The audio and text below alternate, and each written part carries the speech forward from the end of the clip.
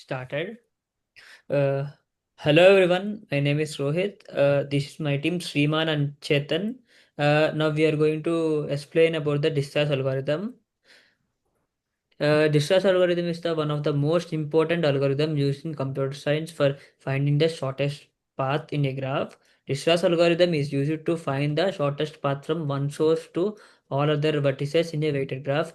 A key point to remember is that it works only when the graph has non-negative edges.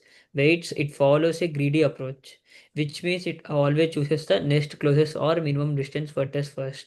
This method is widely used to calculate the minimum travel cost, distance, or time between places.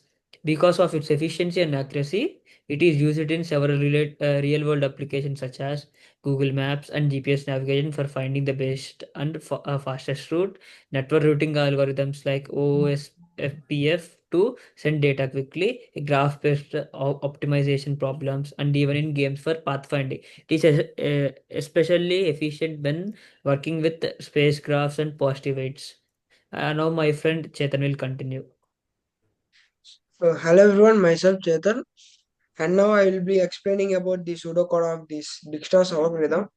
So first of all, we will initialize the distances of all vertices to infinity, means they are not reachable, and then next we will take a source node and assign its distance to 0, and then we will create a priority queue.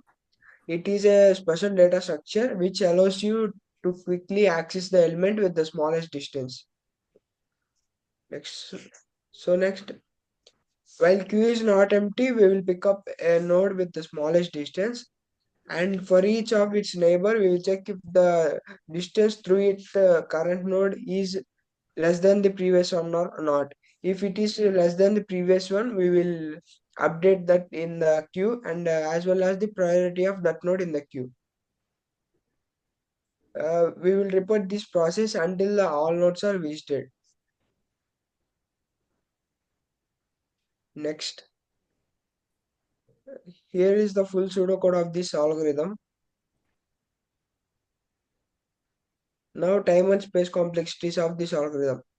So, the time complexity of any algorithm depends upon how it is implemented. If we use a simple array, it will be order of v square, where v is the vertices of the given graph. But we have used here a priority queue to get the less time to compile it and to get the solution efficiently. It takes order of v plus c log v, where v is the vertices and e is the edges of a graph respectively.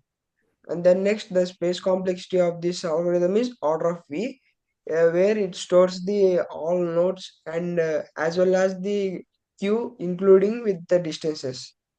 Next, my friend Simon will continue. Hello everyone, my name is Sriman. Today I am going to explain how we can find the fastest route from our home to our college using Dijkstra's algorithm. The same logic behind the apps like Google Maps. Imagine you want to travel from your home to college in the shortest possible time, but the city has multiple roads, different distances, traffic signals, congested areas, slow and fast roads. So manually checking every possible combination is impossible. That's why we need a smart and efficient algorithm.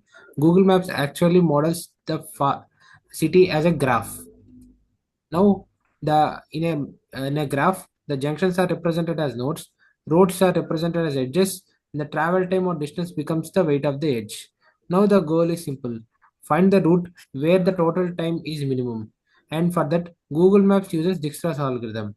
Here, first of all, we initialize the home as the source node and set it to 0, and all other nodes are set to the distance of infinity because we don't know their distances and travel time yet.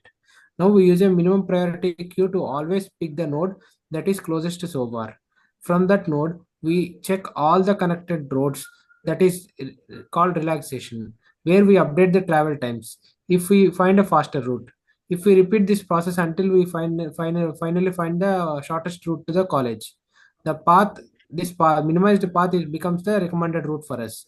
In simple words, Dijkstra's algorithm keeps exploring all the possible routes but chooses the faster next step and finally finds the more efficient path from our home to college. This is how real world navigation systems calculate routes instantly and accurately. Now my friend Rohit will conclude this topic. Dijkstra's algorithm helps us to find the shortest path from one place to all other places in the graph. Uh, a research algorithm is a simple, fast, and highly useful method for finding shortest paths. It always chooses the nearest unvisited point and keeps updating the shortest distances until all paths are found. Because of its ease and understanding, efficient performance, and wide range of applications, Distra's algorithm plays a very important role in computer science and real-world technology. Thank you.